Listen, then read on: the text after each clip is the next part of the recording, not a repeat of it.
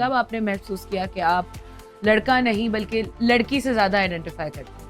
हाँ कोमल, जब हम बात करते हैं ना मुख्तलिफ होने की, और इस सोसाइटी के अंदर हम जिस सोसाइटी में रहते हैं यहाँ पर हर मुख्तलिफ चीज़ को गलत नज़रिए से देखा जाता है। बिल्कुल।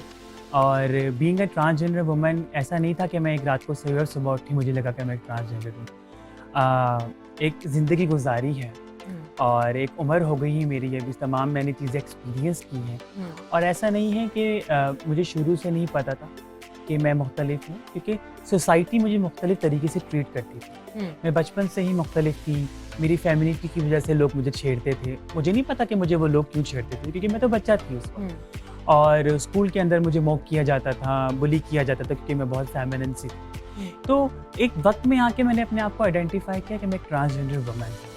बट ऑनेस्टली स्पीकिंग, हमारे यहाँ पर सोसाइटी में लोगों के पास वो एजुकेशन नहीं है, अवेयरनेस नहीं है। लोग इतने सेंसिटाइज नहीं है कि उनको नहीं पता कि एक ट्रांसजेंडर या ख्वाजा सर की माशरे में क्या इज्जत है और वो क्या कुछ कर सकते हैं अगर उनको मौका दिया जाए। ये आपका एक इतना अच्छा पॉइंट है कि एज ए चाइल्ड जब ये बच्ची थी तो ये जो भी ये हैं ये इनके लिए बिल्कुल नॉर्मल है। तो एज ए चाइल्ड इनको पता ही नहीं था कि ये मुख्तलिफ हैं, इनको मुख्तलिफ फील कराया गया। बिल्कुल राइट। एंड हम सब इंडिविजुअल हैं। मैं एग्जैक्ट फोटोकॉपी नहीं हूँ एक और लड़की की या लड़के की। इसी तरह everybody is a little different. You are just a little bit more different than just the average different.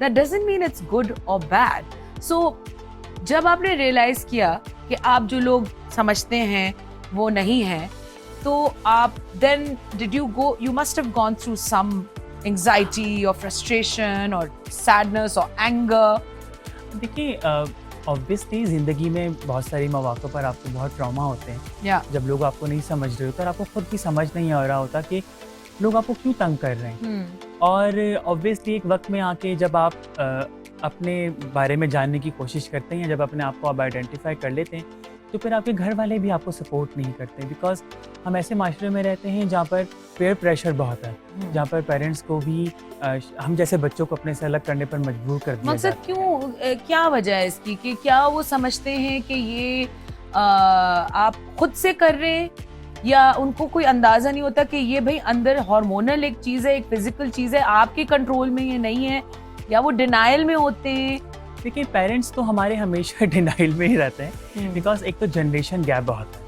और अब आने वाले अब आने वाली नस्लें हैं, शायद उनमें थोड़ा सा फ़र्क आएगा मेरा ख्याल है। पर मेरे और मेरी मदर की मतलब लाइफस्टाइल में, और मेरे फादर, ये मेरे सिबलिंग्स जो हैं, बहन भाई, उन्होंने पुराने ज़माने की तालीम हासिल की, मैंने शायद नई ज़माने की थोड़ी तालीम हासिल की। तो जनरेशन गैप आ गया। और जहाँ तक बात डिनाइल की है, जो चीज़ हमारे मतलब की है, हमारे प्रॉफिट में है, वो चीज़ ठीक है, और जो चीज़ शायद हमें पसंद नहीं है तो शायद वो चीज़ गलत है। और शायद ये एक बहुत बड़ा डिलेमा है सोसाइटी का हमारे, और शायद हम इसी वजह से डिनाइल में रहते हैं, इसी वजह से हम लोगों को वो प्रॉपर राइट नहीं दे पाते। आई थिंक अगर लोगों को सिर्फ एक बात पता चल जाए कि ट्रांसजेंडर एक ऐसी चीज़ है जिसको इंसान कंट्रोल नहीं करता है, वो एक हार्मोनल, एक फिजियोलॉजिकल मजबूरी है, बल्कि मजबूरी मुझे कहना पड़ रहा है, लेकिन it's actually just being different and this is not something आप कंट्रोल नहीं कर सकते। तो the topic of today's show, कामी, is anxiety। Yes. क्या आपको एंजाइटी है, और अगर आपको है तो आपने कैसे पकड़ी कि आपको है? मैं सीरियस बात करने से पहले कहूँगी कि अगर ट्रांसजेंडर होना मजबूरी है तो शायद मैं बहुत खूबसूरत मजबूरी हूँ। मैं बहुत खूबसूरत मजबूरी हूँ। देखिए ना आप, but I don't know what word to use, you know, like मेरे लफ्ज खत्म हो जाते हैं, vocabulary खत्म हो जाती है। जब हम आपने कहा कि एंजाइटी के बारे में, you know, you're so confident, hats off to you। और हम जब अभी मेकअप ग्रुप में भी बात कर रहे थे, तो जब हम किसी चीज़ के बारे में बात करते तो बहुत सारी चीज़ें हमारे दिमाग में चल रही होती हैं। तो मैं भी सोचती हूँ कि मुझे किस किस वक्त एंजाइटी हुई, किस किस वक्त मुझे वो फेयर हुआ जिस चीज़ से मैं भागने की मैंने कोशिश की। पर अल्लाह का करम ये है कि कोमल, कि शायद मुझे मेरी फैमिली ने थोड़ी सी सपोर्ट दी, जिसकी वजह से शायद मैं आज यहाँ पर मौजूद हूँ।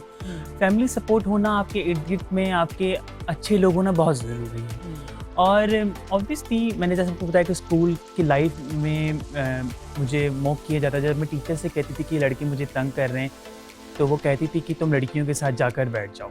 तो ये तो किसी मसले का हल नहीं हुआ ना, लड़के तो मुझे फिर भी तंग करेंगे क्योंकि मुझे तो वो मुख्तलिफ समझते थे। यानी ये प्रॉब्लम स्कूल बचपन के से ही। टीचिंग यानी जो टीचर्स हैं और जो स्कूल का सिस्टम है वो ही सही नहीं। बचपन से ही। अब तो शायद बहुत बड़े बड़े स्कूल ऐसे हैं जिन्होंने अपने स्कूल्स के अंदर काउंसलर और साइकोलॉजिस्ट हायर की हैं जो कि बच्चों की दिमागी नशो-नुमा पे काम करते हैं और चीज़ें हैं। बट ऑब्वियसली सोसाइटी के अंदर हम देखते हैं कितने सारे मसले मसाइल हैं। तो पहला आपको एंजाइटी का अटैक कब हुआ? मुझे एंजाइटी का अटैक मुझे याद है अभी भी 2013 में मैं घर में बैठी हुई थी और मुझे ऐसा लगा कि मुझे शायद हार्ट अटैक होने लगा है। और मुझे घर वाले हॉस्पिटल लेके गए, उन्होंने डॉक्टर को दिखाया, उन्होंने मुझे कोई मेडिसिन लगाई और घर में और पूरे ख़ानदान में वलवला मच गया कि शायद मुझे कोई अटैक हुआ है। हाँ, तो क्या आपके सिम्टम्स क्या थे? मुझे सिम्टम्स ये थे कि मेरी हार्ट बीट बहुत तेज़ हो गई थी और मुझे कुछ समझ नहीं आ रहा था उस वक्त, और वो एंजाइटी अटैक ही था। पर अब जब मैंने साइकोलॉजिस्ट से बात की, जब मैंने कम्युनिटी काउंसलर से बात की और जब मैंने खुद पर काम करना शुरू किया, तो अब मैं उसको अब मैं पकड़ लेती हूँ उस चीज़ को। अब मुझे ऐसा होने लगता है तो मैं क्योंकि मैं अच्छा डांस कर लेती हूँ तो मैं डांस करने की कोशिश करती हूँ, अच्छा म्यूज़िक सुन रही, या मैं बाहर चली जाती हूँ घर से कि शायद उस चीज़ को मैं कवर कर सकूँ। पर कोमल, बहुत मुश्किल होता है लोगों के लिए सब कुछ करना। आप कितनी सारी चीज़ों से गुजर रहे होते हैं। शायद मैं वाहिद उन चंद ट्रांसजेंडर्स में से हूँ जिन्होंने शायद ये कामयाबी हासिल कर ली, पर अभी भी मैं अपने ट्रांसजेंडर कम्युनिटी लोगों से बात करती हूँ तो अभी भी गली मोहल्लों और सड़कों पर वही हाल है, अभी तक लोग उसी तरीके से छेड़ते हैं। तो एक बंदा जब जा रहा है, उसने आप किसी को कुछ बिगाड़ा भी नहीं है और लोग जब उसको तरह तरह की आवाज़ें कसते हैं तो उसके दिमाग पे क्या दबाव पड़ता होगा। और ऑनेस्टली मैं भी बताती हूँ कि 10-11 साल कोई उम्र नहीं होती।